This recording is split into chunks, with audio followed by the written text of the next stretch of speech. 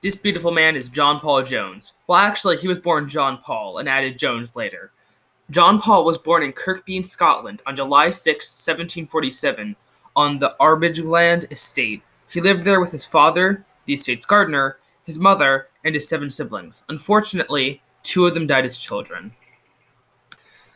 John went to the local school until he was 12. At that point, John became an apprentice for a merchant named John Younger. This was a dream come true for John, for he loved sailing.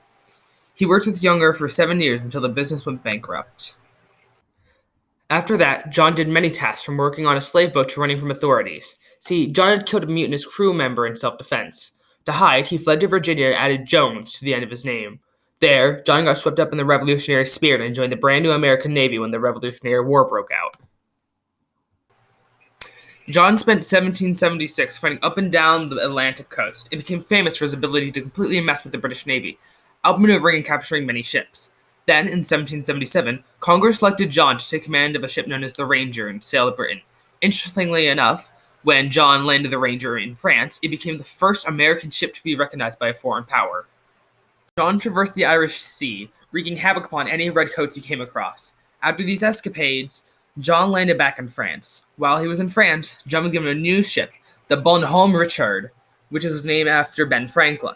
With his new ship, John sailed up and down the British coastline, destroying and pillaging as he went.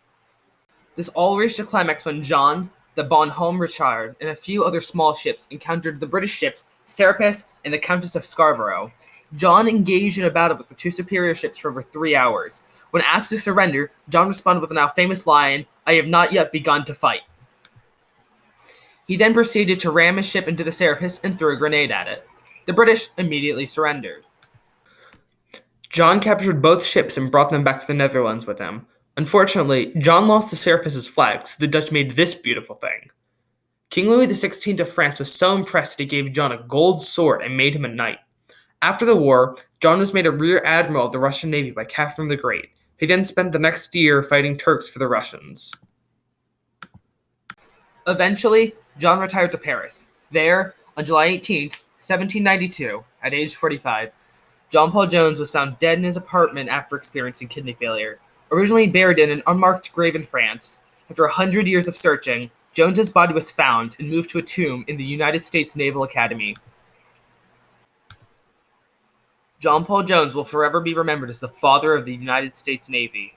He shaped the American Navy into a brave, powerful fighting force. He went toe-to-toe with the strongest navy the world had ever seen, and came out on top. John's courage and chivalry will be testaments to American spirit for as long as he is remembered. I admire his adventurous attitude and self-confidence. He never stood down a challenge and always headed straight into the fray, ready for action. As a wise man once said, "Keep ripping in heaven, John Paul Jones."